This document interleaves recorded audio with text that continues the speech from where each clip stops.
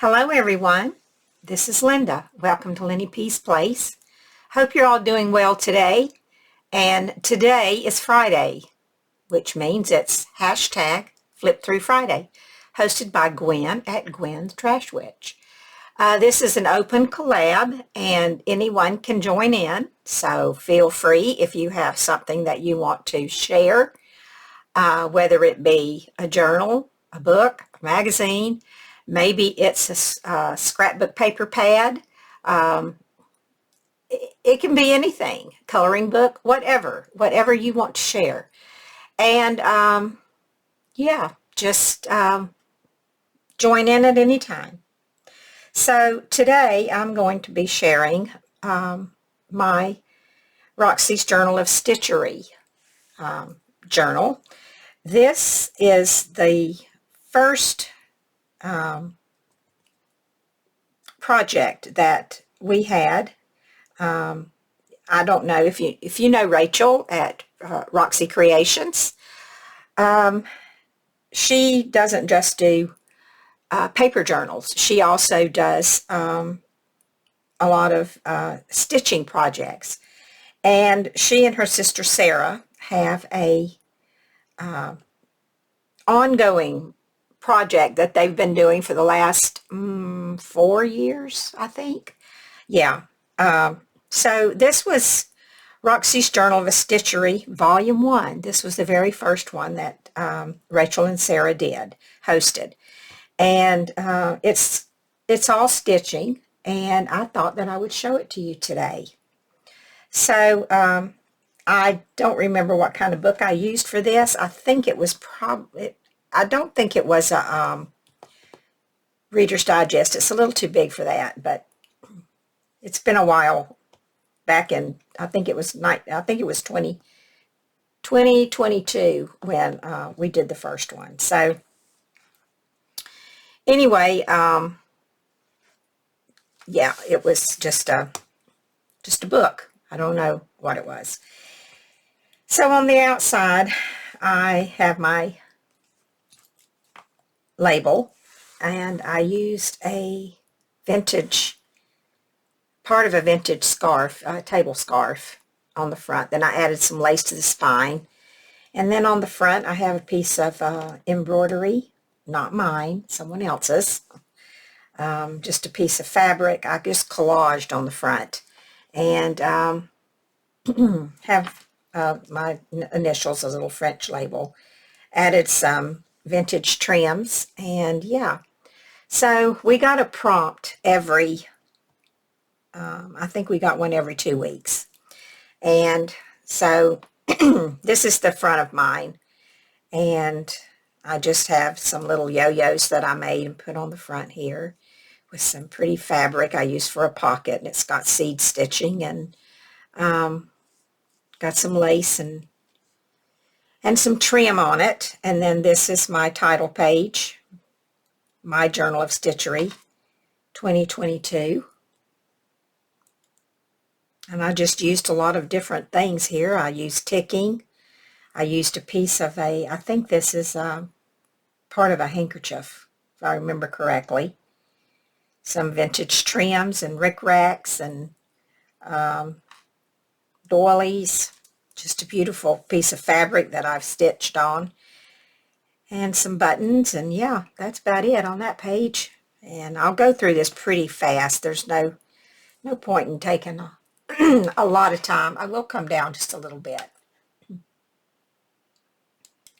In the beginning, we did like a sampler, in which we worked on all the different stitches. And no, I don't remember how to do them all. But we did the running stitch, then we did the whipped running stitch, we did the back stitch, we did the stem stitch, we did the split stitch, we did different types of cross stitches, we did the seed stitch, French knots and colonial knots. Those are about my favorite thing to do, French knots. I love those. We did the pistol stitch in 3 different ways to use it. And the the chain stitch, the Lazy Daisy, and this is a Lazy Daisy stitch along with the stem stitch, I think. Satin stitch, herringbone, fly stitch, bullion knots. I found those a little hard to do. Couching and blanket stitch, weaving, and turkey work. And that was the all the stitches that we learned, and most of those I have forgotten.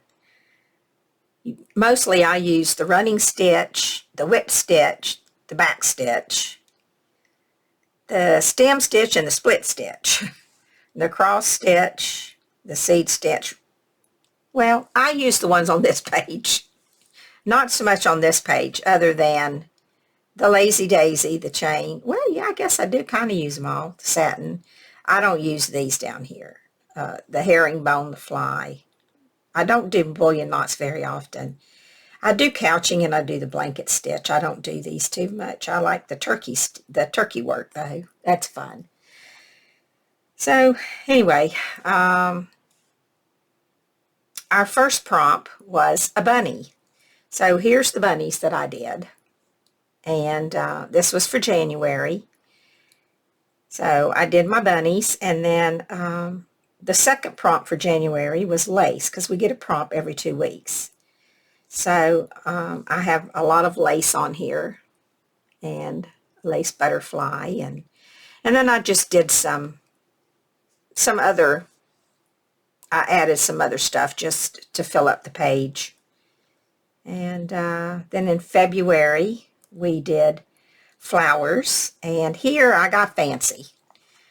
I got real fancy. I used the bullion stitch and the French knots, and I did turkey work on the top. So I got fancy with that one.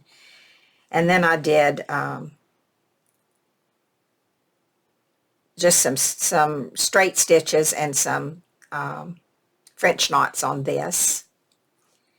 And over here I did some seed stitching, which didn't have anything to do with my flowers. And then I added some, this was a piece of something that I already had, and I just added the little red French knots in it. So that was my flowers, and then I had a silk flower here that I made. And then yeah, so I added leaves, and yeah, that was my flowers. And then neutrals was the second prompt we got in February, and I just added a bunch of neutral laces to that, to the page. And then, let's see, what did we do? For March, we did reclaimed fabric. And most all the fabrics that I have are reclaimed, because the majority of them does come from the thrift store. So they've all been used for something at some point. So I have this reclaimed part of something down under here. And then I have some reclaimed crocheted doily. I have some felt that I made a butterfly out of. And then I have a piece of embroidery fabric here. And I added a little butterfly that I made. So those were my reclaimed fabrics. Plus, the laces are all also reclaimed from somewhere else. And then butterfly, the other half of the month, the prompt was butterfly. And I've already told you that I did these butterflies already. I stitched all of these butterflies. And then I put this little quote down here, like a butterfly, her wings unfolded. So, yeah, and I added some flowers down here. And so that was March. April was an old quilt, and I used Um, this was part of an old quilt. This was part of an old quilt. So that was my old quilt, and then this here was part of an old quilt, this little piece right here. And then cottage was the second prompt for April, and I did my little house here and spent a good bit of time on this one. I did a lot of little small tiny little flowers on the hillside. I put a tree, clouds, birds. I made a little sidewalk here with flowers on each side, and they're all made with French knots because, like I said before, French knots are my favorite. So French knots, I did a lot of French knots. And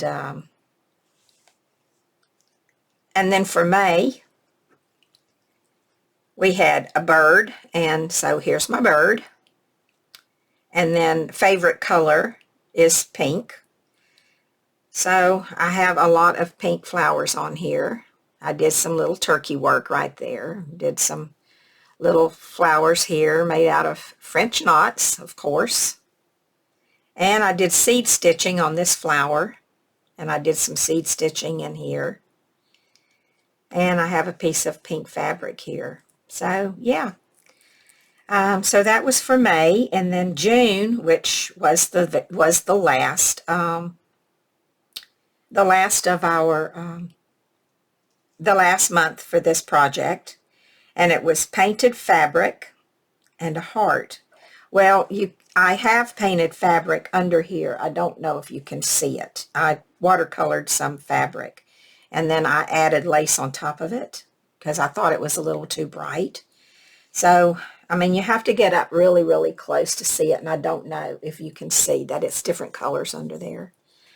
But anyway, that's what I used, and then I did a heart. I made this heart from different types of lace and trims, and then I added a little heart here. Little fabric flowers with sequin and a bead in the center of each one. I used some wedding applique here to give it a little sparkle, and some more heart sequins with beads here in the corner. And I added this really pretty lace trim here, white with the little lace features on it. And yeah, so that was it. That was my Roxy's Journal of Stitchery book, Volume 1. It was so much fun. I really enjoy doing Roxy's Journal of Stitchery. I enjoy that as much as I enjoy making journals. So I divide my time between the two. So after I divide my time between the two, I don't have a lot of time left. So anyway, thank you so much for stopping by, spending a few minutes with me, and letting me show you my my first real attempt at slow stitching. This was my very first one, and I thoroughly enjoyed it. And for any of you that have never tried slow stitching, you really should give it a try. It's a wonderful thing to do. It's very relaxing. And as for myself, I don't like to spend all my time in my craft room. And if I am working on a journal, I'm going to be in my craft room or at my journaling class. But when I'm slow stitching, I can do that anywhere. I can do it in the living room, watching television. I can take it with me on a trip to my daughter's. I can take it if I have to go to the doctor. I can work on it in the waiting room. Or if I'm on a trip, I can stitch in the car if I'm not driving. It's just a very versatile thing to have to do, where when you're, creating a journal, you have so many things you need to take with you. And when you're slow stitching, all you need is a piece of fabric, a needle, and some thread, and you're set to go. So it's just a real, it's a simple way to to have another project to do that you're not so confined to one place. You don't need as many um, you don't need as many craft materials to work with. It's I like it. That's the reason why I decided to start doing the slow stitching. Was first of all, I wanted to try it because Rachel was hosting it or co-hosting it with her sister, and then I realized how much fun it was, and how it was something that was easy to do when I wasn't sitting in my craft room making a journal. So anyway, I just wanted to throw that out there for anyone that might be interested in trying if you've never tried slow stitching. I didn't know how. I didn't know how to embroider or cross stitch before. As a matter of fact, I didn't even know how to pronounce the word embroidery. I butchered it in all forms of the way that I said it.